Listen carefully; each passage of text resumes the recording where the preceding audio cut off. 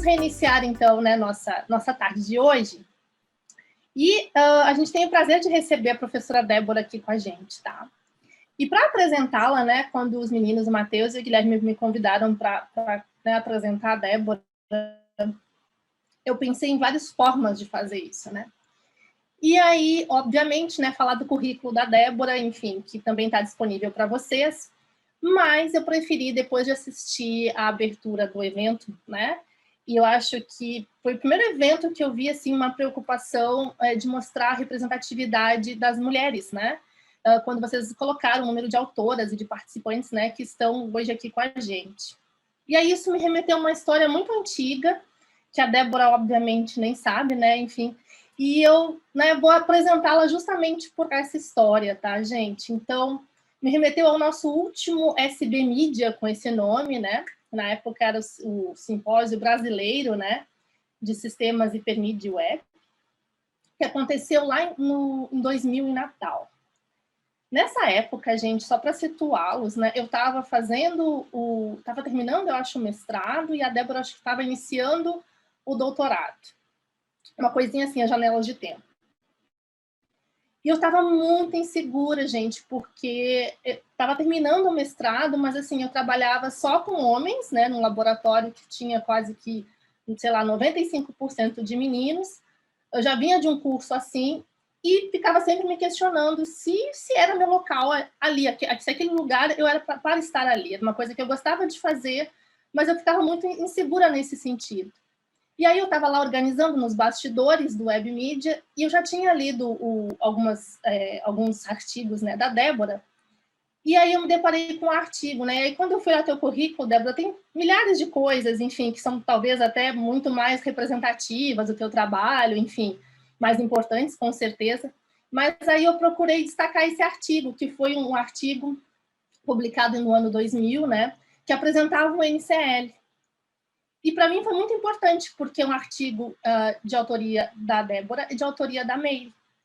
E aí eu olhei assim, digo, olha, tem mulher fazendo esse negócio também e trabalhando, e aquilo para mim, naquele momento, né, foi super importante, porque eu enxerguei também assim uma oportunidade, né, me deu, como é que eu vou dizer para vocês, me deu segurança em estar ali, sabe, em ter um lugar de fala, um lugar de trabalho, onde eu também, né, estava enxergando, né, pessoas com esse meu perfil.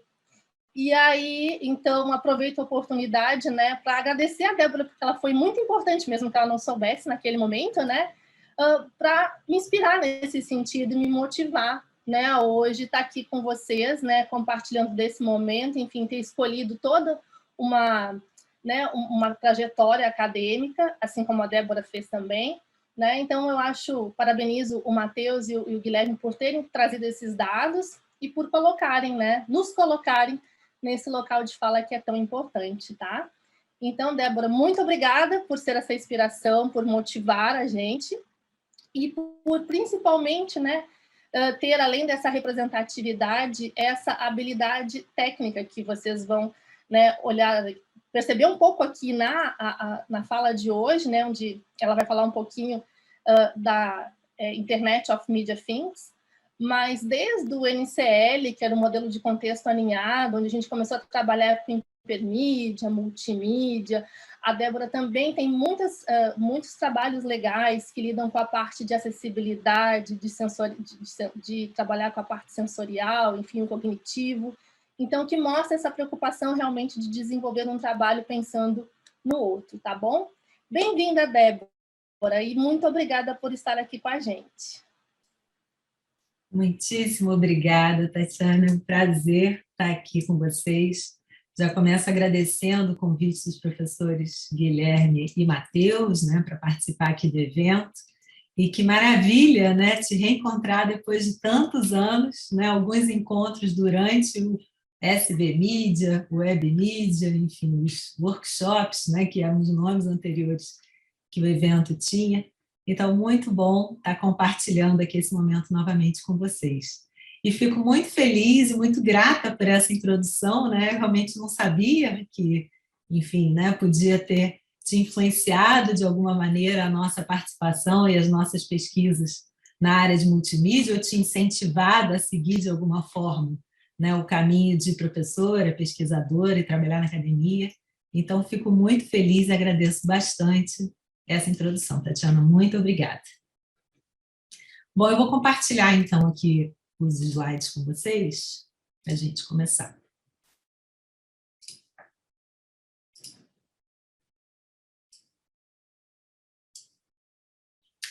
Estão vendo? Podemos seguir? Ok, vamos lá, então. Bom, então a Tatiana, né, me introduziu rapidamente, eu realmente participei de diversas edições, né, do SB Media, anteriormente agora o Web Media, então aproveito também para divulgar, né, o Web Media 2021, que começa agora dia 5 de novembro, vai do dia 5 ao dia 12, é um evento completamente virtual, né, online, remoto, assim como o DPVSA. Então, isso, de certa maneira, facilita, né, a participação de alunos, pesquisadores e profissionais aí da área. Então, fica um convite aí para todos participarem. Bom, o nosso assunto de hoje, né, a internet das coisas de mídia ou das coisas multimídia, como eu costumo traduzir para português, que é um assunto um pouco diferente, né, do tópico que a gente trabalhou bastante, que foi a NCL, né, a linguagem para autoria de documentos multimídia, depois acabou se tornando padrão a BNT e entrou dentro das recomendações do Sistema Brasileiro CV Digital Unido ERGINGA, né, então, e a gente continua trabalhando com a NCL até hoje, agora com a TV 2.5 e futuramente com a TV 3.0, que acredito que também seja assunto aí de algumas palestras do evento. Mas hoje a gente vai falar, então, de internet das coisas multimídia, né? Bom, eu sou professora atualmente do Instituto de Computação da Universidade Federal Fluminense. A minha graduação foi em Engenharia de Computação pela PUC do Rio e fiz mestrado e doutorado em Informática também pela PUC do Rio, com o nosso querido e saudoso professor Luiz Fernando Gomes Soares, né, com tantas contribuições importantes, não só para a área de multimídia e computação, mas também na área social, né, tentando trazer coisas boas, né, e benefícios para as pessoas advindos do uso da tecnologia. Que isso é realmente muito bom, como a Tatiana reforçou, né, na introdução aí que ela fez. Bom, então, durante a fala de hoje, eu começo com uma introdução sobre o nosso grupo de pesquisa, o nosso laboratório, que é o MediaCom, né, na UF, para quem nunca ouviu falar. Depois a gente entra, então, no tema, né, da palestra, que é a internet das coisas multimídia, começando, então, com algumas definições, alguns casos de uso indicados pelos grupos de padronização na área. E depois a gente fala, então, um pouco mais sobre a nossa proposta, né, as nossas pesquisas nesse tema específico, né? Então, a gente traz esse conceito do sensor multimídia virtual, e aí, baseado nesse conceito, a gente propõe uma arquitetura que é chamada vPrism, que, no fundo, oferece, né, uma maneira de gerenciar sensores multimídia virtuais para processar dados na internet das coisas multimídia, considerando um ambiente de computação de borda, um ambiente de edge computing, como a gente vai discutir. Depois eu falo um pouco sobre uma primeira implementação que a gente tem, que no fundo, né, funciona como uma prova de conceito, mas que já mostra que as ideias são bastante válidas e, de fato, podem ser usadas na prática. Comento alguns testes, né, que foram usados para avaliar a proposta e algumas considerações finais. Bom, então, para quem não conhece, né, a Universidade Federal Fluminense, ou UF, né, como a gente chama, ela fica na cidade de Niterói, no estado do Rio de Janeiro. Então, o campus que a gente ocupa é o chamado Campus da Praia Vermelha, que fica no bairro de São Domingos, em Niterói, e ele fica bem de frente para a Baía de Guanabara. Então, a vista que a gente tem da cidade do Rio de Janeiro é lindíssima, né? Pão de Açúcar, o Cristo Redentor. A gente realmente tem uma área de trabalho, uma infraestrutura muito boa. O Instituto de Computação da UF ele tem 2 prédios, são esses 2 prédios aqui, que ficam bem de frente, né, para a Bahia. Então, realmente é um espaço muito agradável, que reúne, né, professores, alunos e a comunidade que frequenta a universidade. A gente está aqui trabalhando remotamente desde março do ano passado, então sempre bate aquela saudade de voltar ao instituto, voltar ao laboratório, para rever as pessoas presencialmente, né? Bom, e o nosso laboratório de pesquisa é o Laboratório MediaCom, né, que fica nesse prédio, que é o prédio de laboratórios aqui do Instituto. E ele foi fundado em 2003, né, eu entrei na UF em 2002, no Departamento de Engenharia de Telecomunicações. Em 2003, a gente fundou o MediaCom com outros colegas da engenharia, e a partir de 2009, eu comecei a atuar no Instituto de Computação. Então, o laboratório continua sendo uma parceria entre a computação e a engenharia, né, e agora, em 2021, a gente completou 18 anos de pesquisa, desenvolvimento e inovação. Então, assim, eu sou muito grata também, né, por ter encontrado e construído, ajudado a construir esse grupo de pesquisas na UF, com pessoas também muito queridas, né, como os vários colegas de outras instituições que a gente sempre encontra aí com frequência nos vários eventos. Para comemorar, né, o aniversário do laboratório, a gente sempre realiza um workshop, então esse ano o workshop também foi remoto. Então, quem tiver interesse pode procurar depois no canal do YouTube do Instituto de Computação, todas as sessões, palestras estão gravadas e disponíveis. Bom, então o nosso grupo cresceu bastante, né? Quando a gente criou o laboratório, éramos 4 professores, hoje somos 15 professores, alguns desses professores já foram nossos ex-alunos de mestrado e doutorado e agora são colegas da UF, né? Então, dentre o conjunto aqui de professores, eu destaco, né, hoje, especialmente aqui, a professora Flávia Delicato, que é parceira nas pesquisas em Internet das Coisas e Internet das Coisas multimídia, que é o assunto que a gente discute aqui na palestra. Aqui é uma foto de 2019, né, do grupo, no último workshop presencial, então, só para mostrar, né, quanto a gente gosta de estar próximo aí dos alunos e dos colegas fisicamente. Bom, o nosso laboratório ele é mantido com desenvolvimento de projetos, né, de PDI, então os órgãos de fomento são os vários órgãos nacionais e estaduais, né, CNPq, FAPERJ, FAPESP, CAPES, FINEP, RNP, ANEEL, CETIC, foram muitos projetos, dezenas de projetos nesses anos todos. Temos uma série de parcerias com outras universidades do Brasil e do exterior, né? Atualmente a gente coordena, né, eu e um outro professor, que é o professor Célio Albuquerque, a gente coordena projetos dentro do edital CAPES Print para a internacionalização dos programas de pós-graduação. Então, nesses projetos, a gente tem parceria com universidades dos Estados Unidos, da Inglaterra, né, Reino Unido, da Espanha, da Holanda. Então, isso é muito interessante porque abre oportunidades para os nossos alunos também frequentarem essas universidades do exterior através dos intercâmbios. Além dos projetos com universidade, a gente também tem vários projetos com empresas e outras instituições, né? Então, destaco alguns projetos aqui na área de energia elétrica, com as empresas TBE e Taesa, que são projetos no âmbito do programa de P&D da ANEEL.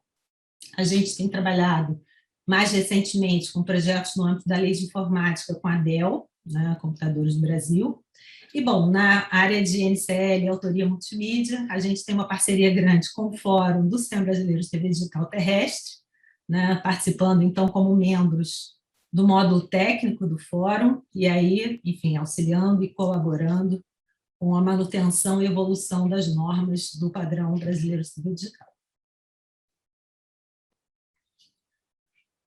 Bom, muito bem. Então, o nosso laboratório ele atua em 3 áreas de pesquisa principais, que são as áreas de rede de computadores, multimídia e saúde digital.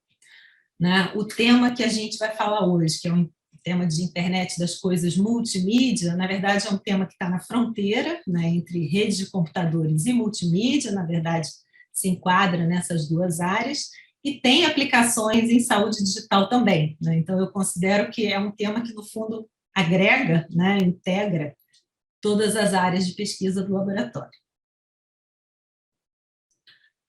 Bom, então, internet das coisas multimídia, né, seguindo essa definição aí de 2015 do Alvi, é uma rede global de coisas multimídia interconectadas que são endereçáveis e identificáveis unicamente para adquirir dados multimídia que são sensoriados ou disparar ações, né, assim como tendo a capacidade de interagir e se comunicar com outros dispositivos multimídia ou não. E isso pode ter ou não a intervenção direta humana, né? Ou as coisas podem se falar também diretamente. Essa área de internet das coisas multimídia tem sido alvo de estudos e padronizações do grupo do MPEG, né, dentro da ISO. E aí, no padrão que eles já especificaram sobre arquitetura e ONT, eles colocam uma definição mais simplificada, dizendo que ONT é um subconjunto especial da IoT, da Internet das Coisas, cujas principais funcionalidades são relacionadas ao processamento das mídias. Então, bom, acho que, né, talvez o que a gente possa realçar como principal diferença entre a IoMT e a IoT é que os nossos sensores agora, que vão estar espalhados, né, pela internet, capturando dados, são sensores multimídia. Então, na prática, a gente vai ter dispositivos que têm câmeras ou diretamente câmeras e dispositivos que têm microfone ou diretamente microfones conectados à rede e capturando áudio e vídeo, normalmente em tempo real, para que ele possa ser processado, gerando alguma informação útil para as aplicações. Então, a gente tem, enfim, uma série de exemplos aqui, essa figura já ilustra uma série de exemplos de dispositivos que a gente pode ter integrados na internet das coisas multimídia, né? Os próprios celulares, painéis inteligentes, câmeras espalhadas na cidade, carros autônomos, né? Drones com câmeras equipados, né? Integradas. Então, uma série de dispositivos diferentes precisam ser integrados e precisam intercambiar dados para permitir que as aplicações possam usufruir, então, dessa infraestrutura. O grupo da ISO, né, que vem padronizando, então, realizando estudos em cima de internet das coisas multimídia, já elencou uma série de casos de uso bastante interessantes, e que aí eu listo alguns aqui, que exemplificam, então, aplicações que podem se beneficiar dessa nova infraestrutura. Então, o primeiro caso de uso aqui sobre espaços inteligentes, onde a gente pode fazer o controle e monitoramento através de câmeras de áudio e vídeo interligadas em rede. Então, posso, por exemplo, fazer rastreamento de objetos ou de pessoas utilizando diversas câmeras. Posso ter outros espaços inteligentes que vão fornecer algum tipo de navegação guiada com uma interface multimodal. Então, isso pode ser bastante interessante, por exemplo, como tecnologia assistiva, né, para pessoas cegas ou pessoas idosas que precisam se locomover num determinado ambiente, que tem alguma dificuldade de locomoção. Então, eu posso ter um sistema assistente que guia, né, essa pessoa utilizando dados de câmeras, por exemplo, naquele ambiente. Outro exemplo, ambientes de áudio e vídeo inteligentes em cidades inteligentes. Então, por exemplo, museus inteligentes, né, onde eu posso ter dispositivos específicos dados aos visitantes, como, por exemplo, óculos, né, inteligentes, para poder fazer uma visita guiada no museu, onde eu posso ter mais informações sobre as obras disponíveis, por exemplo, usando alguma interface para realidade aumentada. Então, isso é bastante interessante. E uma última área aqui de casos de uso, já relacionada à saúde, né, que eles citam a ideia de saúde colaborativa, inteligente, também multimodal. E aí um exemplo de aplicação também seria com o uso de óculos inteligentes já para profissionais médicos, né, que podem ter, então, informações adicionais sobre os pacientes que eles estão tratando ou que, enfim, estão em algum procedimento cirúrgico, né, e aqueles óculos podem dar informações, por exemplo, de sinais vitais da pessoa ou resultados de exames que possam ser úteis durante o atendimento ao paciente. Então, dentro da área aqui de Smart Spaces, né, tem dois exemplos aqui ilustrados que são usados, então, para fazer controle e monitoramento através de câmeras. Né? Então, o primeiro exemplo que eles colocam seria um sistema de vigilância que pode, né, identificar áreas perigosas num ambiente particular ou privado, dentro da casa de uma pessoa.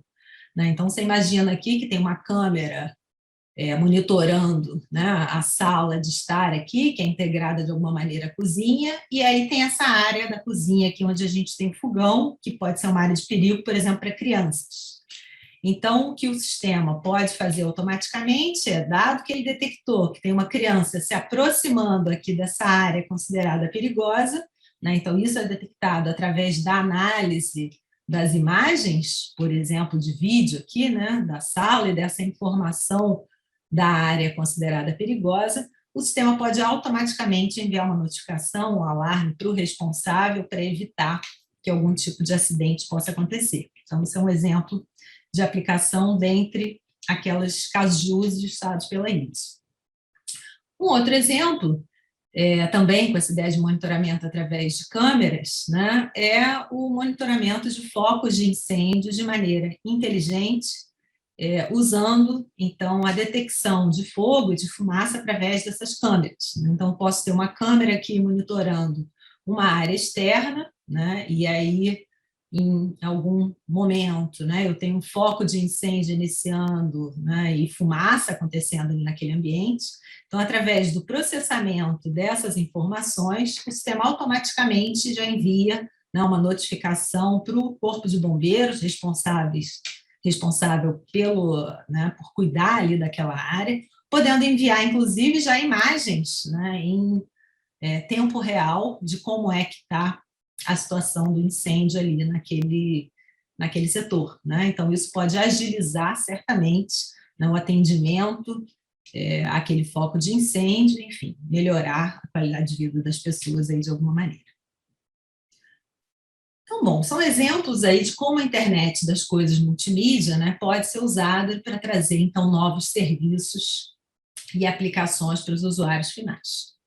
Voltando um pouco ainda sobre a internet das coisas, né, a IoT, normalmente a gente tem uma arquitetura dividida em 2 tiers, né, ou 2 grandes camadas. Né? Na camada das coisas, a gente vai ter aqui os vários dispositivos capturando os dados, coletando dados de sensores, né, de um determinado ambiente ou usuário. E aí aqui no meio a gente tem a rede de comunicação, a internet, fazendo com que esses dados possam, né, ser enviados para a camada superior, que é essa camada da nuvem, já a Cloud Tier, onde as aplicações IoT vão poder processar os dados, então, e oferecer serviços aqui para o usuário final. Né? E aí, nesse tipo de arquitetura, a gente pode até chamar de nuvem das coisas, Cloud of Things, né? Onde a gente vai ter, então, as coisas interligadas com as aplicações que estão rodando na cloud. No ambiente de IoT, o conceito de virtualização também é bastante utilizado. Né? Então, a virtualização ela já tem essa ideia de abstrair o mundo físico e resolver problemas como, por exemplo, heterogeneidade de diversas plataformas. Então, enfim, a nossa ideia, né, nessa nova abordagem para a internet das coisas multimídia é, no fundo, aplicar, né, esses conceitos agora a esse novo ambiente que considera dados multimídia. E aí, se a gente for fazer uma comparação, então, entre a IoT tradicional e a internet das coisas multimídia, a IoT, a gente vai ver que tem uma série de diferenças. Né? A primeira delas, em relação ao tipo de dado que é capturado. Né? Num sensor IoT tradicional, você vai coletar uma informação, por exemplo, de temperatura, luminosidade, enfim, ou até, né, um sinal vital de uma pessoa, mas são dados mais simples, né, que podem ser facilmente representados. Num sistema de internet das coisas multimídia, os dados eles têm um volume muito maior. Se eu considerar que eu estou capturando um vídeo que está sendo codificado, né, ao longo do tempo, capturando o áudio que está sendo codificado ao longo do tempo, então, certamente, o volume de dados é muito maior, e isso vai acabar exigindo uma capacidade de processamento também bem maior, uma capacidade de armazenamento maior, uma largura de banda bem mais alta, né, para poder fazer a transmissão desses dados pela rede, um consumo de energia também maior dos dispositivos e uma capacidade também de codificação de mídias mais complexas, né, certamente exigindo aí padrões de compressão para poder reduzir esse volume de dados. Além disso tudo, um outro fator bastante importante é a questão do dado multimídia ser sensível ao retardo. Né? Como os dados de mídia contínua, áudio e vídeo, eles têm essa informação temporal embutida na própria mídia, né? O tempo passa a ser uma dimensão muito importante e é isso que faz com que, né, a métrica de retardos de transmissão, de processamento, sejam muito importantes e tenham limites aí bem definidos para que a aplicação funcione bem. Então, aliado a tudo isso, né, além da computação em nuvem, que já é bastante explorada e bastante utilizada na prática, tem uma, digamos, extensão, né, da cloud computing, que é chamada de edge computing, a ideia de computação na borda da rede, que vem sendo muito utilizada principalmente para as aplicações multimídia, que são, de fato, sensíveis ao retardo, sensíveis à latência. Então, pelo fato dessa camada, né, considerada a borda da rede, ela está mais próxima dos dispositivos, no nosso caso aqui, as coisas que vão estar interligadas, então a própria camada de borda, através dos nós de borda, que são os edge nodes, podem já processar totalmente ou parcialmente aquele dado que vai ser coletado para já oferecer, então, serviços para as aplicações que vão ser utilizadas pelos usuários finais. E aí, quando a gente fala aqui de Edge Node, a gente tem uma variedade de plataformas que podem ser consideradas. Eu posso ter, de fato, nós com uma capacidade maior, como pequenos data centers, e nós com uma capacidade intermediária, como gateways e IoT, e ainda nós com uma capacidade mais reduzida, como, por exemplo, single board computers, tipo um Raspberry Pi, que poderia ser considerado aqui um edge node nesse tipo de arquitetura. Aliado ao conceito de IoT e edge computing, um outro conceito que também é muito utilizado em sistemas distribuídos e IoT principalmente, é o conceito de sensores virtuais. Então, o sensor virtual, ele pode ser considerado uma emulação do sensor físico que obtém o dado que é coletado pelo sensor físico, mas que fornece para os usuários uma visão customizada, escondendo os detalhes de conexão específica e de implementação específica daquele sensor físico.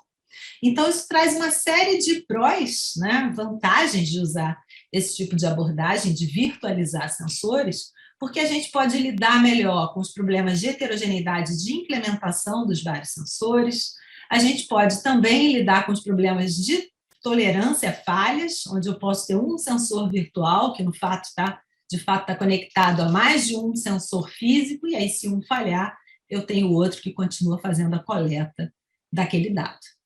Claro que tudo que tem vantagem também tem alguma desvantagem, então a gente está introduzindo mais um componente na arquitetura como um todo, e aí a gente tem questões também relacionadas a restrições temporais e protocolos de comunicação que podem ser usados, então, para se comunicar com esses sensores virtuais.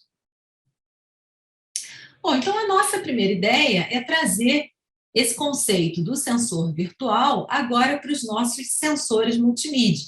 Então, ao invés da aplicação falar diretamente com o dispositivo físico, ela vai utilizar um sensor multimídia virtual, que a gente chama de VMS, Virtual Multimedia Sensors, para poder obter o dado que está sendo, de fato, capturado pelo sensor físico. E isso pode trazer uma série de vantagens. Por exemplo, as aplicações podem obter somente parte daquele dado, se isso for o que de fato for útil. Então, nesse exemplo aqui, imagina que a gente tem um ambiente físico com uma corporação qualquer que tem lá uma sala, que é a sala A. Então, nessa sala aqui, eu posso ter uma câmera Full HD que já tem um microfone embutido. Então, qual é a ideia? Eu posso ter diferentes sensores multimídia virtuais que podem disponibilizar conteúdos diferentes que são capturados por essa câmera. Então, posso ter um VMS que, de fato, disponibiliza todo o conteúdo de áudio e vídeo Full HD, posso ter um outro VMS que já converte o conteúdo Full HD colorido para um vídeo preto e branco, porque eu tenho uma aplicação que só vai precisar processar o vídeo preto e branco, e posso ter um outro sensor multimídia virtual que só disponibiliza o áudio que está sendo capturado pela câmera. Porque, por exemplo, eu tenho uma aplicação aqui de detecção de ruído e não me interessa a parte visual, só quero fazer análise de áudio. Então, repara que esses vários sensores virtuais, os VMS, eles estão utilizando dados de um mesmo sensor físico. né? E aí, bom, na nossa arquitetura a gente ainda introduz um outro componente, que é o chamado Virtual Device, né? Que é o cara que de fato vai estar conectado aqui na câmera fisicamente, mas que ele, então, é que disponibiliza o fluxo de áudio e vídeo gerado pela câmera aos demais sensores multimídia virtuais. Então, com esse tipo de modelagem, né, a gente consegue reusar facilmente a infraestrutura de câmeras e microfones e sensores multimídia disponível para diferentes aplicações, o que pode ser bastante interessante na prática, né? Então, considera que uma cidade, a prefeitura, por exemplo, em Niterói, a gente já tem isso, ela já contratou uma determinada empresa para fazer análise em tempo real do trânsito na cidade. Então, tem uma série de câmeras espalhadas nos vários sinais, nos semáforos na cidade inteira, já capturando, né, informação de vídeo ali daquela rua. Só que esse sistema é proprietário ali daquela empresa. Então, basicamente, a aplicação que está disponível é a aplicação que monitora o tráfego na cidade. Mas a gente poderia ter diversas outras aplicações, como, por exemplo, uma aplicação que detecta carros roubados através da placa. E aí a ideia seria utilizar essa mesma câmera, né, esse mesmo vídeo gerado para que ele possa ser usado de maneira mais fácil, né, por outras aplicações. Então, a ideia é muito bem essa ideia de reuso da infraestrutura de dispositivos disponíveis para que diversas aplicações possam processar de maneira diferente aquele mesmo dado inicial e possa gerar, então, diferentes tipos de informação para o usuário final. Essa é a ideia dos GMS. Bom, então, o objetivo principal da nossa pesquisa nesse tema é propor uma arquitetura para gerenciar sensores multimídia virtuais em ambientes de computação de borda. E aí essa arquitetura foi chamada de vPrism, né, que é a sigla para Virtual Programmable IoT Sensor for Multimedia. No fundo, o resultado dessa pesquisa, né, foi fruto da tese da dissertação de mestrado do Anselmo Batiste, que fez mestrado conosco lá no Instituto de Computação, na UF, que defendeu a dissertação de mestrado no ano passado, e foi orientado por mim pela professora Flávia Delicato. Tá? Então, não estou aqui especificamente falando da pesquisa que foi principalmente desenvolvida pelo Anselmo Batiste durante a dissertação de mestrado dele. Bom, então a nossa proposta, né, para o vPrism é seguir essa arquitetura em 3 tiers, né, 3 grandes camadas que consideram, então, esse ambiente de edge computing, né, de computação de borda disponível. Na verdade, todos os componentes principais da nossa arquitetura eles estão inseridos aqui na camada de borda da rede, na edge tier. Então, na camada de baixo, que é a camada das coisas, a gente vai ter aqui os sensores, né, câmeras e microfones, e outros dispositivos que possuem câmeras ou microfones embutidos. Na camada aqui de borda da rede, a gente vai ter os dispositivos virtuais, que são os VDs, que se conectam diretamente aos sensores, e os tais sensores multimídia virtuais, que são os VMS, que já vão processar, provavelmente, aquele dado capturado pelo sensor para gerar já alguma informação que possa ser útil para as aplicações. Então, repara que um VMS pode usar, né, o dado capturado, por exemplo, por essa câmera aqui, processar e fornecer esse dado já processado como entrada para um novo VMS. E com isso aqui a gente consegue ter uma espécie de cadeia de VMS até que a gente chegue, de fato, na aplicação, que pode estar rodando na nuvem, né, na camada aqui no Cloud Tier, ou também na própria borda da rede, né, no outro Edge Node, aqui na Edge Tier. Tá? Então, por exemplo, a gente pode ter uma câmera, e aí eu posso ter um primeiro VMS que separa somente o áudio capturado por essa câmera, e depois um outro VMS que vai fazer a detecção de tiro, por exemplo, nesse áudio, e fornecer já para a aplicação se um tiro foi ou não detectado.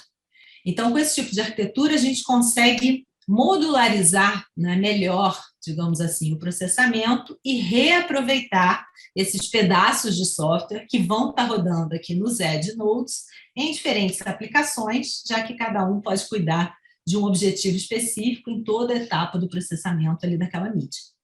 E o vPrism tem uma série de componentes que vão estar gerenciando, então, esses VMS, e isso tudo está rodando, então, na camada de borda da rede, a Edge Tier.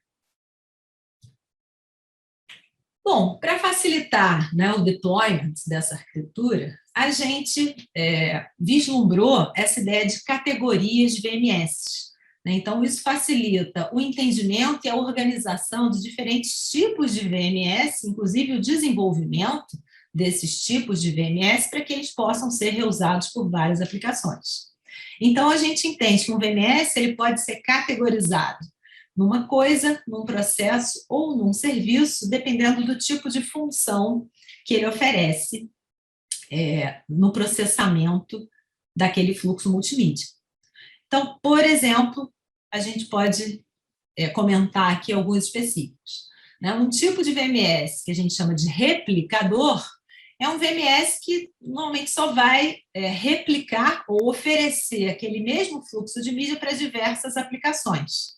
Então, no ambiente tradicional, a gente teria a aplicação acessando direto aqui um dispositivo, por exemplo, uma aplicação acessando direto aqui uma câmera de vigilância. Agora, a nossa arquitetura, o acesso a esses dados é sempre feito através de um VMS que vai oferecer, então, esse fluxo para uma ou mais aplicações. Então, repare que esse VMS ele não está processando, de fato, ou mudando nada naquele fluxo. Ele só está entregando, reencaminhando o fluxo para diversas aplicações. Um outro exemplo de VMS, que também é considerado uma coisa aqui, de acordo com a nossa categorização, é um VMS que a gente chama de agregador. Nesse caso, como é que funciona? Imagina aqui que eu tenho várias câmeras diferentes, cada câmera vai ter o seu dispositivo virtual aqui associado, e esse VMS agregador, ele está juntando todos os fluxos e criando, por exemplo, um mosaico com todos esses vídeos e já oferecendo esse fluxo já integrado, desculpe aqui, para a aplicação. Então, isso pode ser oferecido para um outro VMS ou diretamente para a aplicação. Então, esse seria o exemplo aqui do VMS agregador. Outros tipos de VMS já podem fazer algum tipo de processamento na maneira como aquele dado é acessado. Então, um exemplo disso pode ser esse tipo de VMS que a gente chamou de improver, que é o seguinte, imagina que eu tenho uma câmera aqui, já um dispositivo mais antigo, que não tem nenhum mecanismo de autenticação ou acesso seguro aos dados que estão sendo capturados por essa câmera. Então, enfim, no ambiente tradicional, a aplicação acessaria diretamente a câmera. Nesse nosso ambiente de OMT baseado em sensores virtuais, eu posso ter um VMS que transforma aquela câmera em segura, a princípio, oferecendo aqui um acesso seguro. E aí a aplicação, então, só vai acessar aquele dado se, de fato, ela satisfizer lá as credenciais de segurança necessárias. Então, esse VMS aqui, ele está, de alguma maneira, melhorando o serviço que estava sendo oferecido anteriormente, e aí, por isso, ele é considerado dentro da categoria processo.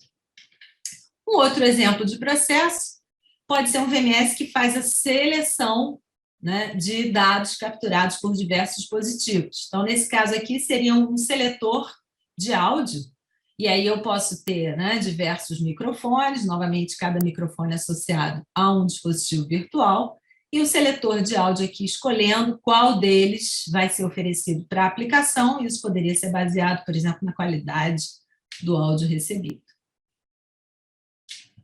A última categoria de VMS são os VMS considerados na categoria serviço. Então, esse tipo de VMS ele já vai fazer alguma modificação no fluxo de dados que foi recebido daquele dispositivo virtual. Então, o exemplo poderia ser um VMS que detecta tiros, fazendo análise, então, do áudio. Então, eu vou ter aqui um microfone físico conectado a um dispositivo virtual, conectado ao VMS que está recebendo, então, esse fluxo de áudio.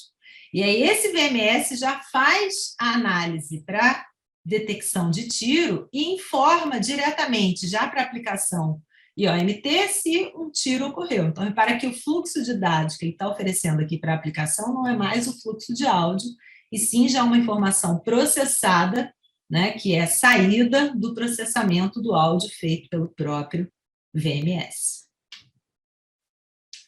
Um último exemplo aqui de VMS, considerado também na categoria serviço, é um VMS que pode fazer conversão de formatos de mídia.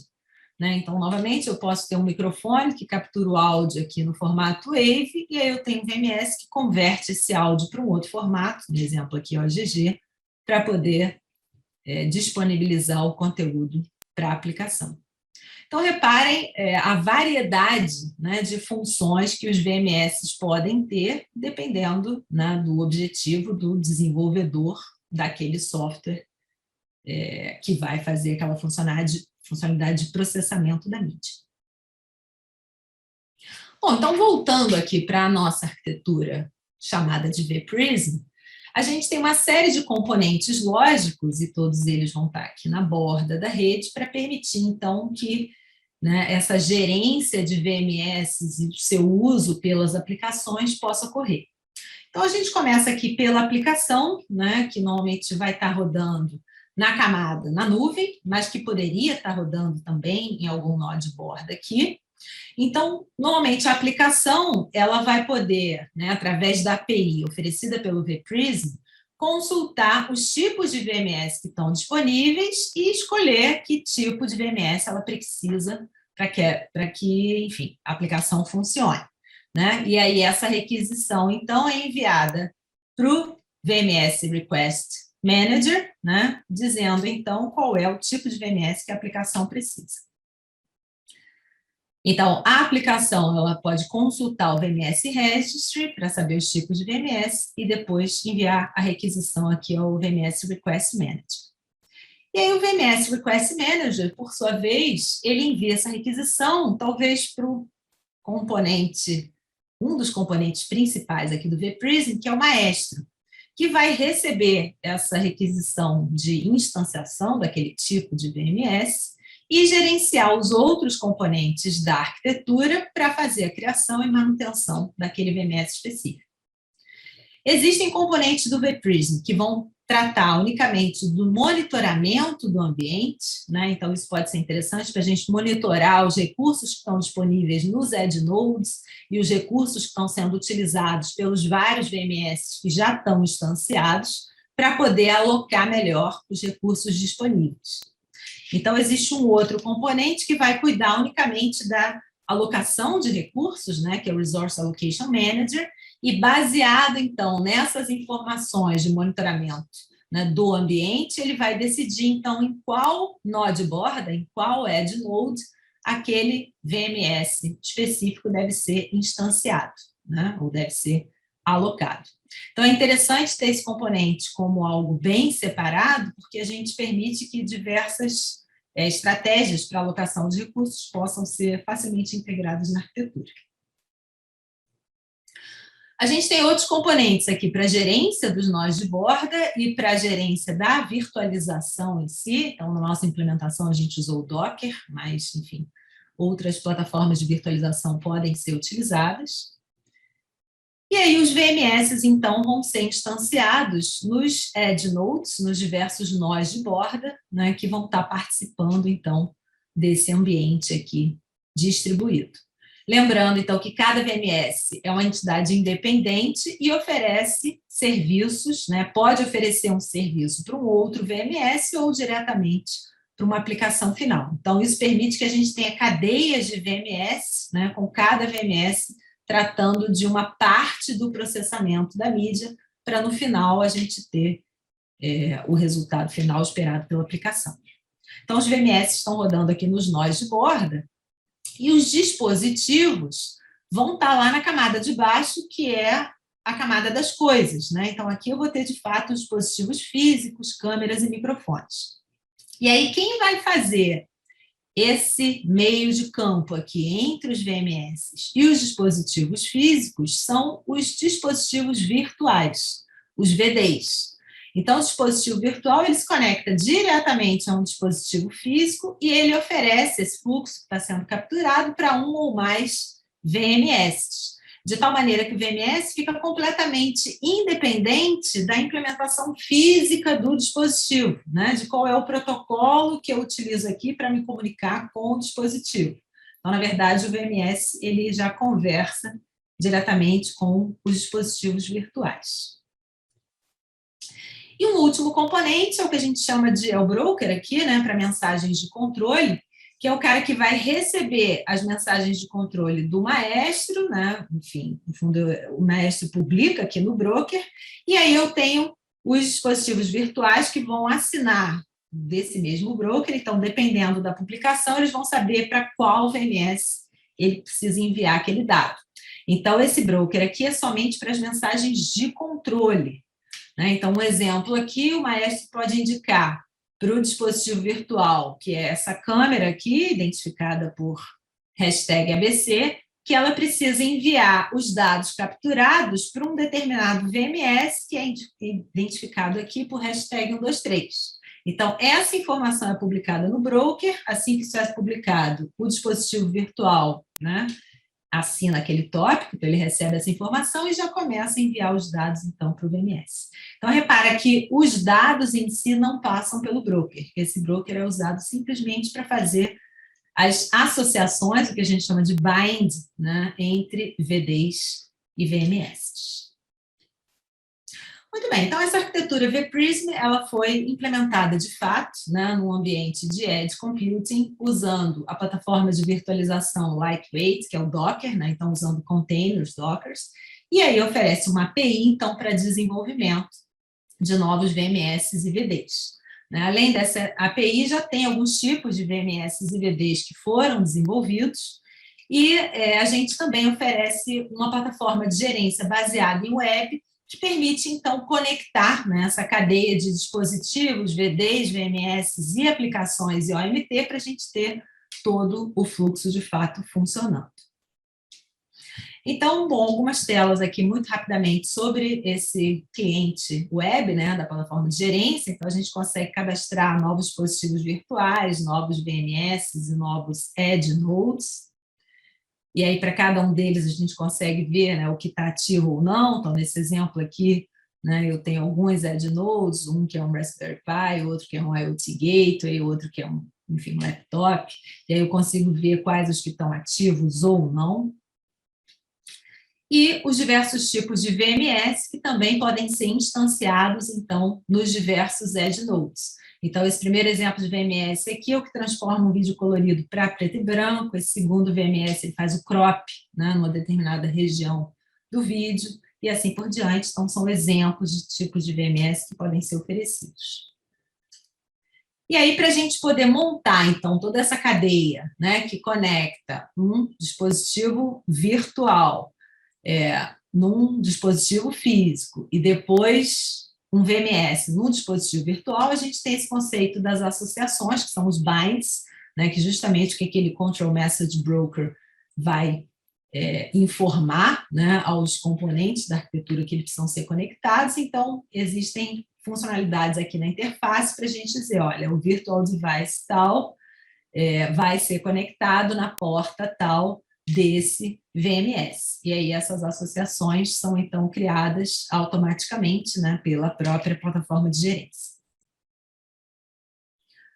Bom, então, como prova de conceito, né, o Anselmo e alguns outros alunos desenvolveram uma série de tipos de VMS e tipos de VD, né, então, para conversão de vídeo em preto e branco, para fazer crop no vídeo, para fazer detecção de QR Code, para fazer detecção de ruído, para contar faces, né, de pessoas, e para juntar diversos vídeos num mosaico, que é o que é apresentado aqui no exemplo. Eu tenho 2 vídeos sendo colocados aqui lado a lado.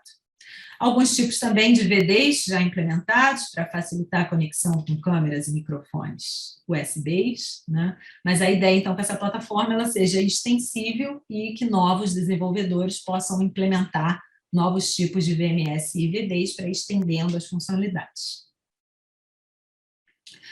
Bom, depois da proposta, a gente fez uma série de testes, né, para avaliar se, de fato, isso era usável, se tinha vantagens de utilizar esse tipo de arquitetura. Então, eu trouxe para vocês aqui duas avaliações, né? A primeira avalia o uso de recursos no dispositivo IOMT e na rede IOMT, com relação ao uso de CPU, banda e consumo de bateria. E a segunda compara a alocação de VMS na Edge e na Cloud, comparando, né, algumas métricas como retardo e perda de informações. Então, no primeiro teste aqui, na primeira avaliação, né, a gente analisou se a adoção do vPrism em ambientes IOMT melhora o consumo de recursos no dispositivo multimídia e na rede do dispositivo, comparando com a abordagem tradicional. Então, na abordagem tradicional, relembrando aqui, a aplicação ela acessa diretamente o dispositivo para obter o dado. Na nossa abordagem, a gente cria um sensor virtual, que é o VMS, e a aplicação, então, faz o acesso ao dado que é capturado do dispositivo e disponibilizado através do sensor virtual. Então, nesse tipo de teste, a gente rodou diversas vezes, aumentando a quantidade de aplicações que usavam aquele mesmo conteúdo de áudio e vídeo capturado. Então, fizemos o teste com 1, 2, 5, 10 e 20 aplicações, rodando na abordagem tradicional e na nossa plataforma com a implementação do vPrism. Então, a gente teve uma redução de CPU, né, no uso de CPU de 66%, né, considerando que com 20 aplicações, né, o consumo de CPU aumenta bastante se as aplicações consumirem direto do dispositivo IoT, e permanece praticamente o mesmo, independente da quantidade de aplicações, se as aplicações usarem o VMS, né, o sensor multimídia virtual. Né? Então, os resultados foram bastante positivos.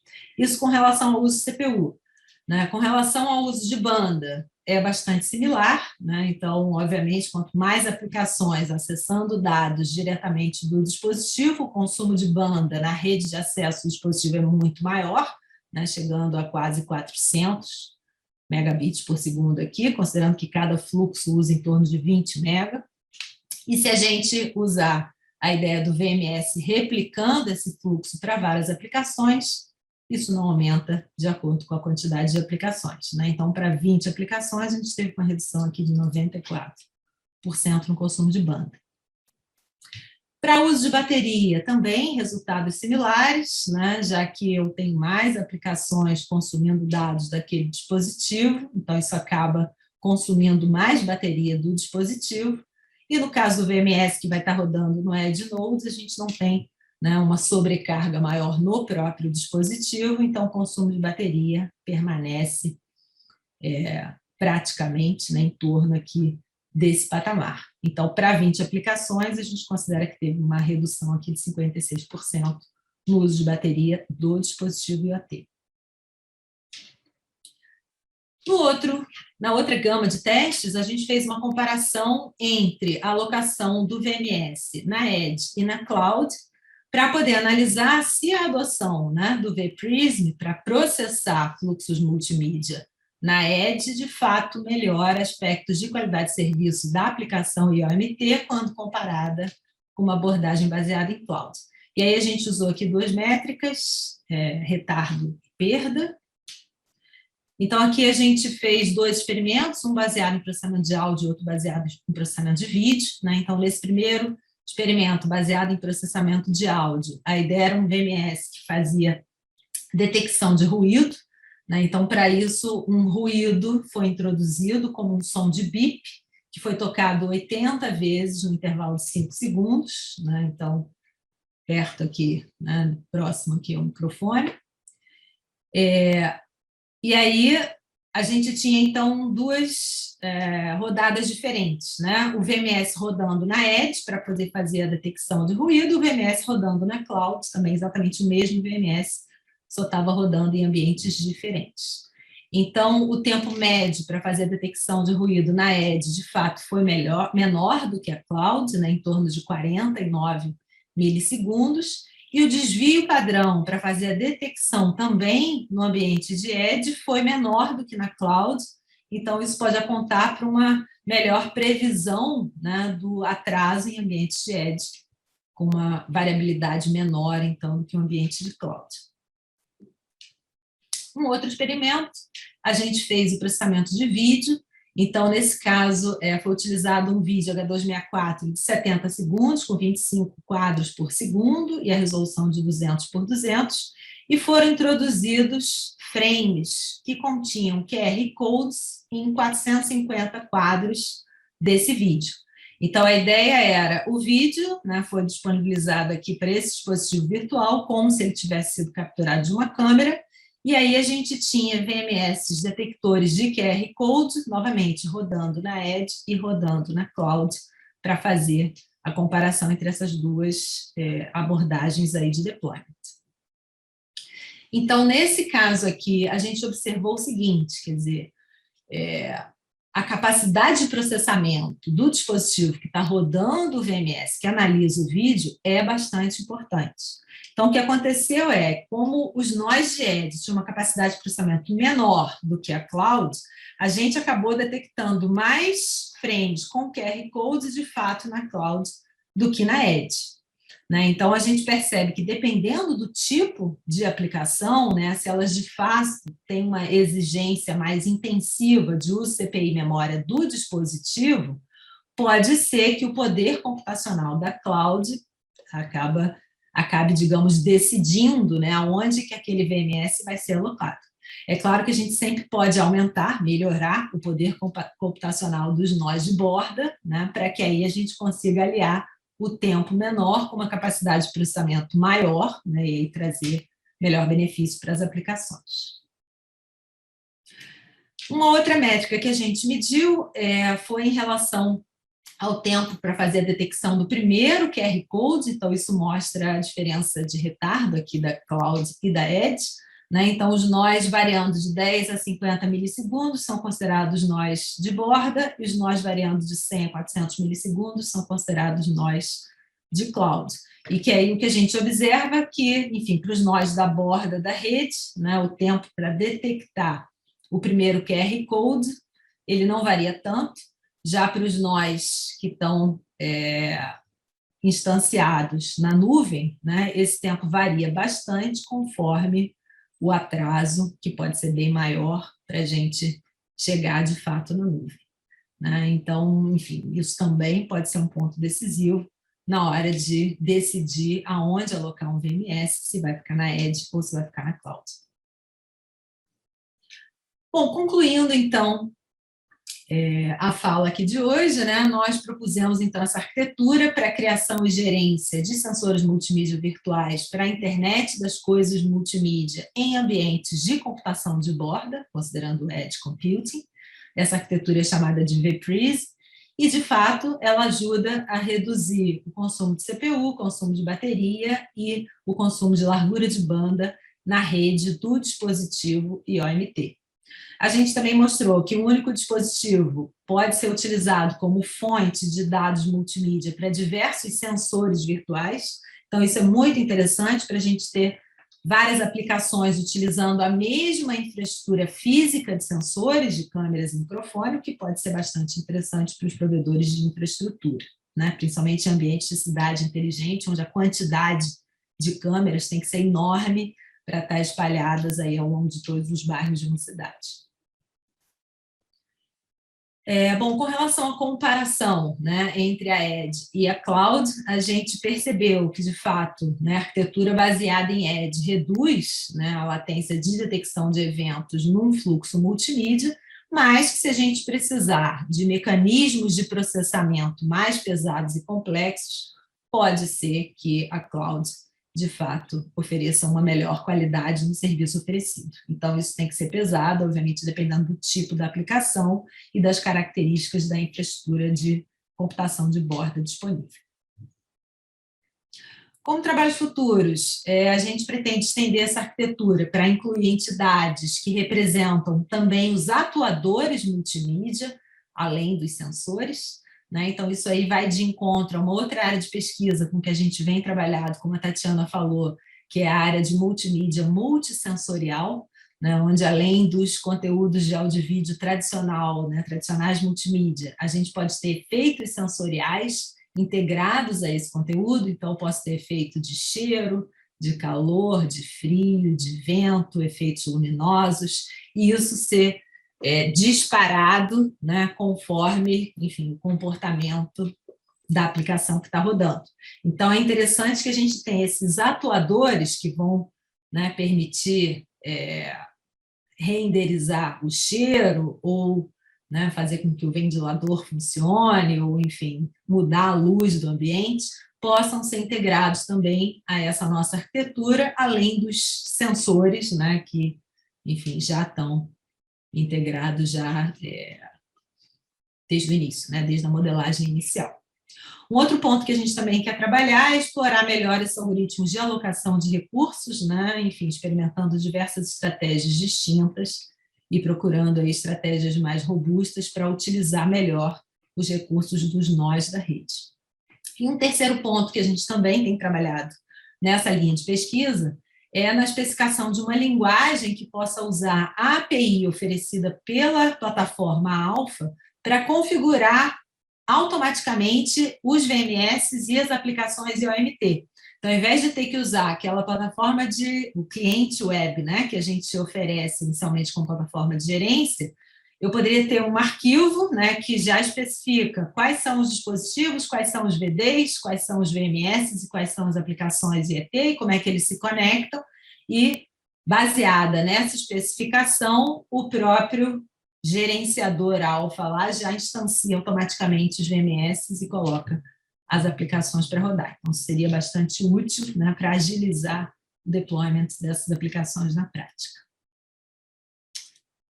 Muito bem, finalizando, então, tem algumas publicações para quem tiver mais interesse, aí eu destaco esse último artigo de 2021, que é o artigo que a gente publicou na I3E Access, né, que é um journal Open Access, então está disponível aí para todos, além de artigos em eventos, o WFOT e o WGRS de 2020.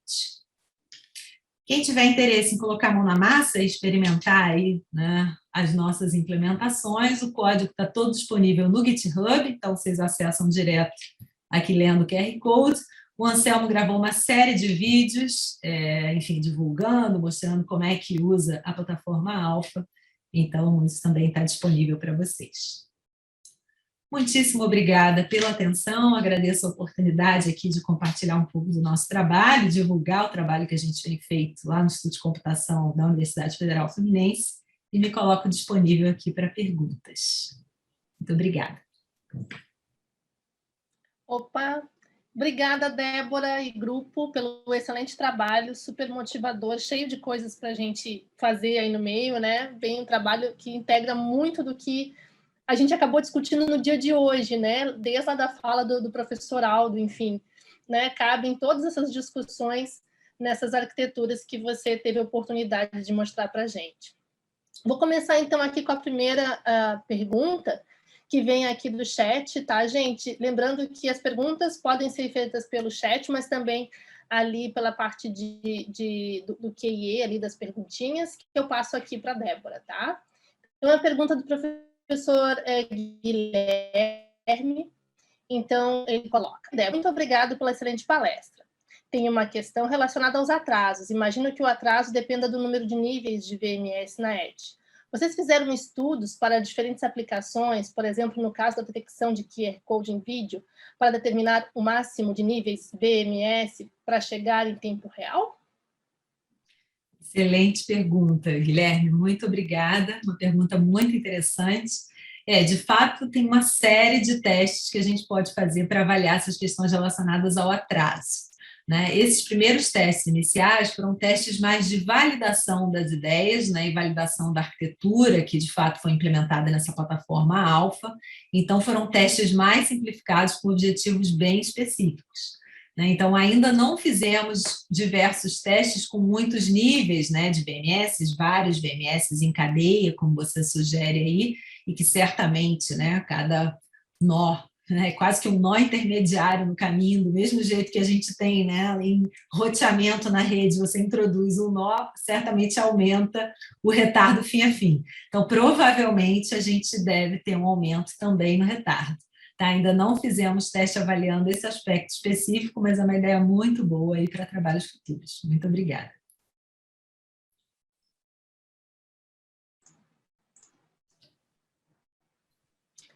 Débora, eu vou aproveitar o espaço, então, para fazer uma perguntinha também.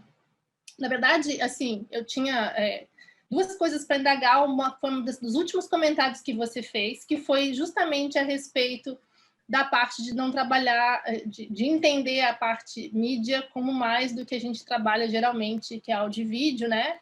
E tentar colocar aí a questão dos cheiros, enfim, a questão dos sensores do nosso corpo humano, né?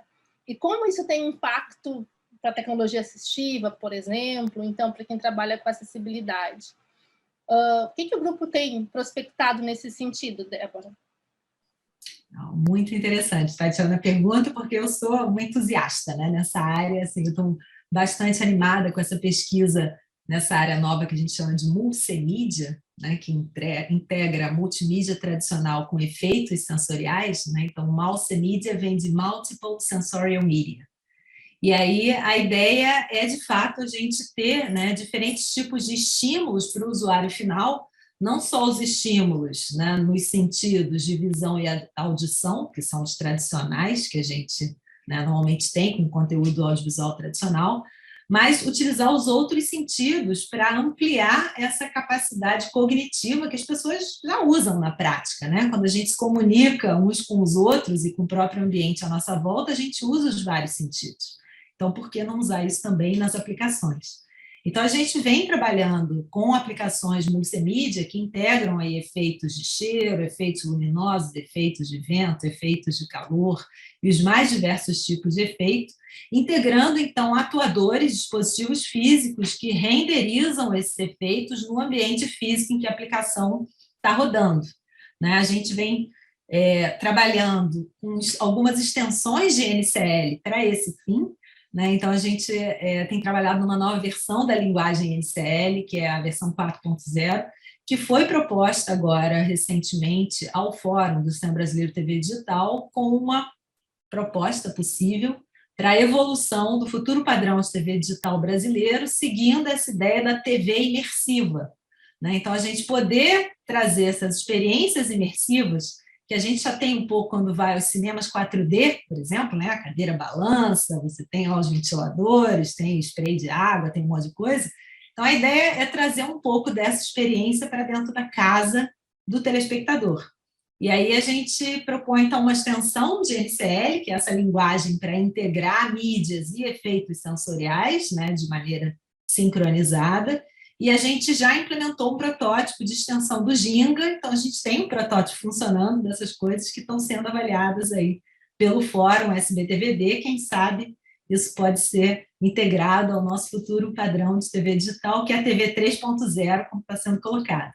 Né? E aí, enfim, tem alguns alunos de graduação, mestrado, doutorado, trabalhando nisso, já algumas teses defendidas, né, dentro desse tema. Então, é um tema muito interessante, né, que a gente vem aplicando para a TV, então isso é uma área de aplicação. E uma outra área que a gente trabalha, né, como você bem realçou no início, é essa área de saúde digital. Então, a nossa ideia é usar esse tipo de aplicação multissensorial para estimular cognitivamente pessoas ou pacientes. Né? Então, isso pode ser aplicado, por exemplo, para idosos, né, para poder estimular a memória, né, estimular a capacidade cognitiva dos idosos e evitar, por exemplo, que um quadro de demência evolua ao longo do tempo. E uma outra linha que a gente começou a trabalhar também foi em aplicações para crianças com autismo, com transtorno do espectro autista. E aí já é numa outra plataforma, né, uma parceria já realizada com alguns pesquisadores do México, de uma instituição chamada CISESI. Então, esses pesquisadores eles desenvolveram uma plataforma de robô, que é o que eles chamam de SAR, né, Socially Assistive Robots, que é chamado EVA, e que é um robô que realiza sessões de terapia através de interação por voz. Então, o que a gente fez a gente estendeu esse robô, né, por exemplo, integrando lâmpadas inteligentes no ambiente, que são controladas pelo robô, e integrando câmeras que permitem capturar, né, o vídeo do usuário para poder reconhecer automaticamente a expressão facial daquele usuário, identificando, por exemplo, se ele está triste, se ele está feliz, se ele está com raiva, né, e outras expressões. Então, esse tipo de plataforma, né, seguindo a nossa sugestão, ela poderia ser usada em terapias que ajudam a regular emoções em crianças autistas. Os autistas, eles têm uma série de níveis, né, do autismo, mas tem algumas crianças com autismo que têm dificuldade para expressar a emoção. E eles têm dificuldade também de relacionamento com outras pessoas. Muitos deles, às vezes, pretendem utilizar um dispositivo eletrônico do que interagir, de fato, com uma pessoa. Então, a ideia é que o robô possa, enfim, facilitar essa interação com a criança e treinar a criança para que ela possa expressar melhor as suas emoções. Então, tem um aluno de mestrado trabalhando nisso, é um tópico também bem legal, e aí, enfim, é um outro trabalho também promissor aí que a gente está realizando. Que legal, coisa boa ver o NCL tão vivo, cheio de coisas legais, entregando coisas para a sociedade, super importante. Muito Tem mais bem. perguntinhas, Débora. A Minadab comenta primeiro. Obrigado pela palestra, bem didático. Sob o meu ponto de vista, muito interessante a realização de mais análises para estabelecer critérios práticos para alocação de VMS, se da Edge ou da Cloud. Teriam alguma perspectiva de uso de Machine Learning para alocação dinâmica de VMS dentro da plataforma Alpha? É interessante. Nesse projeto especificamente ainda não, mas num outro projeto que a gente vem desenvolvendo em parceria com a Dell, né, que não é exatamente com essa ideia de VMS, mas que expande um pouco o conceito com a ideia de virtualização de funções de rede, que são as VNFs. Então, a gente tem trabalhado num problema parecido, que é qual é o nó de borda que vai ser usado para rodar uma determinada função virtualizada de rede. Então, o problema é bem similar, né? E aí, nesse projeto, sim, a gente vem trabalhando com mecanismos de machine learning para tornar a estratégia que é usada para fazer o placement de VNFs, que é justamente decidir qual é o nó de borda que vai ser usado para rodar aquele VNF, isso poder utilizar, então, estratégias de inteligência artificial, né, de machine learning, para otimizar essa decisão. Então, a gente vem aplicando isso, sim, em outro projeto que é similar, tem uma ideia similar, né, não é especificamente nesse projeto de IOMT, mas a ideia é muito boa, né? E aí, no nosso caso, a gente vem trabalhando com séries temporais, né, olhando, então, o histórico de alocação e de consumo de recursos nos vários edge nodes para decidir qual seria o melhor edge node que deve rodar uma determinada VNF que precisa ser instanciada. Acho que dá tempo para mais uma perguntinha. A perguntinha é do professor Anderson Ferrugem. Professora Débora, estou começando a trabalhar com Smart Buildings. O equipamento que usamos é um server da Siemens que possui interface com protocolo KNX e Open User Communications. A plataforma Alpha já consegue se integrar com esse tipo de dispositivo? Bom, eu diria que sim, mas que precisa de um esforço de implementação, né? Então, quer dizer, a plataforma Alpha é uma plataforma aberta, a gente desenvolveu alguns tipos de VMS e integrou alguns tipos de dispositivos, mas ela ainda não integra todos os tipos possíveis. Mas eu diria que sim, acho que a ideia é implementar um módulo que possa integrar esse dispositivo específico à plataforma. Então, enfim, já me coloco aí disponível e seria ótimo se o professor Anderson, né, tiver interesse em usar a nossa implementação, estender a implementação de alguma maneira, acho que isso vai ser muito bom e pode ser um ponto inicial aí de colaboração. Então, muito obrigada, Anderson. Vai ser um prazer se a gente puder colaborar nisso.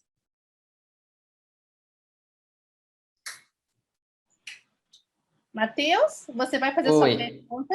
Isso? Isso, eu vou fazer por áudio. Débora, muito legal a palestra, parabéns, adorei o trabalho, adorei saber das suas contribuições, te conhecer melhor também. E eu queria, na verdade, fazer uma pergunta que surgiu agora durante essa sessão de respostas, que é justamente sobre o teu trabalho com o TEA, né, transtorno do espectro autista. Porque a gente também tem começado a pesquisas ainda muito incipientes nessa área, mas por ser uma área tão importante, né, e com um impacto social tão forte, é uma área que me motiva muito, né? Então, a gente tem tanto um projeto ali de diagnóstico precoce, né, do TEA, quanto também um outro projeto voltado para a terapia, né, bem parecido com esse teu, utilizando também como se fosse um ursinho de pelúcia digital ali, com umas funções para estimular a criança na terapia. E aí, a minha pergunta para ti é justamente essa, como é que vocês bolaram, né, o setup das sessões de terapia, onde arranjar as câmeras, tudo isso interfere muito na análise depois, né? Se vocês já pensaram, por exemplo, também, além de analisar o rosto da criança, a interação dela com o robô, e aí para isso talvez exija alguma lógica de profundidade, né? Talvez um modelo de uma única câmera não seja suficiente, já consideraram essas questões? Isso são perguntas que a gente tem feito agora nesses nossos projetos. Excelente, Matheus. Muito bom saber que é um assunto que também te interessa, então talvez possa ser uma oportunidade aí também para colaboração. Né? Esse é um trabalho que a gente vem iniciando, na verdade, bem recentemente, é um trabalho que a gente começou esse ano, né? Então o trabalho ainda está no estágio inicial. Então o que a gente tem agora é o seguinte: existe já esse robô, que é o robô Eva, né? Que, enfim, é um robozinho até bem simpático, assim, né? Que foi montado com peças de impressão 3D, e aí ele tem uns servomecanismos que permitem, né, algum movimento do corpo, e ele tem uma tela, né, que tem uma expressão do olhar que é usada para interagir com o usuário, além da fala, né, da interação através de voz. Então, o que a gente fez foi, quer dizer, esse robô já foi desenvolvido, essa plataforma foi desenvolvida já por esses pesquisadores mexicanos, né, que são coordenados lá pelo professor Jesus Favela, da CICESE, no México. Então, a gente começou essa interação com eles, e aí eu tenho um aluno de mestrado trabalhando nisso. Então, o que a gente fez, por enquanto, foi a gente integrou parte desses efeitos sensoriais e interação multimodal, que, de fato, a gente já tinha implementado para o NCL, para a plataforma de TV, a gente trouxe isso para a plataforma do robô. Né? Então, integramos uma lâmpada inteligente, que é a Xiaomi, e aí, na explicação da terapia, né, onde o terapeuta pode dizer quais as falas do robô vai falar, ele pode também dizer qual é a luz que vai acender na lâmpada. E, além disso, a gente integrou essa câmera, que a gente, no fundo, também tem trabalhado com essa parte de interação multimodal, né? Então, através de expressões faciais, através de gestos, enfim, através de fixação do olhar, né? Dependendo do dispositivo que você tem aí disponível. E a gente integrou inicialmente esses módulos que fazem a identificação da expressão facial da criança, porque, enfim, nossa aplicação era essa de tentar regular, né, treinar essa expressão das emoções, mas eu concordo contigo que, enfim, a expressão corporal também é bem importante. Né? Então, acho que um segundo passo seria estender essa análise, né, do vídeo, da imagem que é capturada, para tentar identificar gestos ou movimentos repetitivos, talvez, os autistas têm muito essa questão do movimento repetitivo também, e isso pode indicar algum ponto específico que deve ser, né, observado ou analisado pelo terapeuta. Então, acho que assim, é um caminho que deve ser seguido aí, né, ao longo da pesquisa. O que a gente está trabalhando, quer dizer, no momento que a gente implementou um jogo, né, que no fundo é um jogo em 3 etapas, onde a criança, primeiro ela se familiariza com o uso do robô, até que ela treina essa coisa de expressar as emoções. Então, é um jogo de perguntas e respostas, e a primeira etapa ela só pergunta qual é a cor que acende na lâmpada, e a criança responde a cor. Né? E aí, em conversa com os terapeutas de TEA, eles também disseram que a gente não deve frisar muito quando a criança erra, que a gente só deve realçar o acerto, então parabenizar e tal. Se erra, a gente tenta mais uma vez, mas não fica muito repetindo que teve o erro. Né? Então, a primeira etapa é isso, acertar as cores. A segunda etapa é acertar a emoção do robô. Então, o robô ele expressa a sua emoção através dos olhos, e aí a criança diz se o robô está triste, está feliz ou está com raiva. E a terceira etapa é a criança imitar o robô. Então, nesse caso, o robô expressa a emoção, e aí a criança tem que fazer a mesma expressão facial do robô. E aí é que a gente entra, então, com a captura da imagem e aí parabeniza, né, se a criança acertar ou não. Mas nos testes a gente já percebeu que assim, não é trivial, né? Porque, obviamente, a captura e a identificação da expressão facial dependem da iluminação do ambiente, da distância do usuário para a câmera, né? Então, como você mesmo colocou, as várias nuances. Né? Então, certamente, assim, o trabalho tem que evoluir muito ainda para a gente, de fato, ter um produto na prática que possa ser usado aí por terapeutas. Mas a graça da pesquisa é essa, né? Exato. A gente sempre tem desafios a vencer aí ao longo do caminho. Muito bem, obrigado. Obrigada a você. Então, Débora, mais uma vez te agradeço. No chat, só vou transmitir aqui as mensagens de parabéns pela palestra do Magno, do Samuel, do Gabriel. Acho que já estouramos um pouquitito o tempo, não é mesmo? Que era 16h15, tá? Muito obrigada, foi um prazer estar aqui com vocês nessa tarde, certo? Obrigada a todos. Eu agradeço mais uma vez a oportunidade. Muito obrigada. É um prazer rever a Tatiana aí depois de tantos anos, né? Um grande beijo. Muito obrigada.